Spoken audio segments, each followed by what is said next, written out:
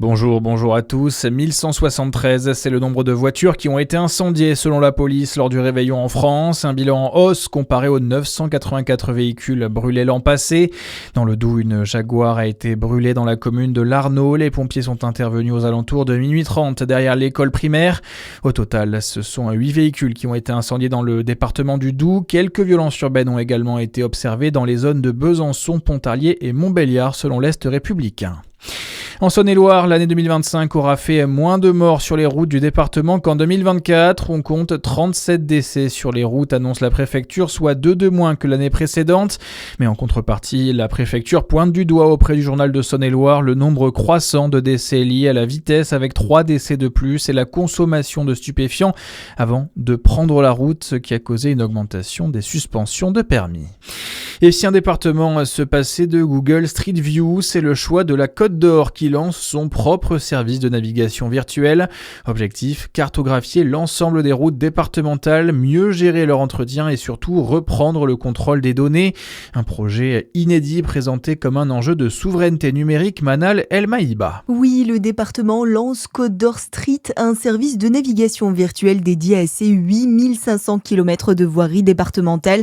Des images panoramiques à 360 degrés en haute résolution et d'une précision centimétrique ont été captées entre le printemps et l'été 2025 par une entreprise française. Ces images pourront être analysées par des outils d'intelligence artificielle pour repérer automatiquement l'état des routes, des panneaux ou des équipements sans multiplier les relevés sur le terrain. Le département veut maîtriser ces données et ne plus dépendre d'un acteur privé étranger. Coût de l'opération 50 000 €, financé par la collectivité. Un autre outil, Côte d'Or Maps, équivalent local de Google Maps, doit voir le jour à l'automne 2026. Dans l'actualité également, l'heure de l'enquête après ce dramatique incendie en Suisse. Il s'est déclaré pendant la nuit du Nouvel An dans un bar-discothèque de la station de ski de Crans-Montana.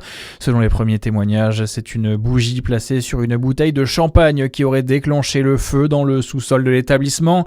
Les flammes se seraient alors propagées au plafond, suivi d'un embrasement généralisé d'après les autorités.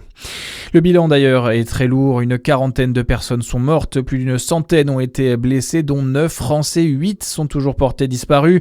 La France accueille de son côté 3 victimes dans ses hôpitaux, 8 autres doivent également être transférés sur le territoire.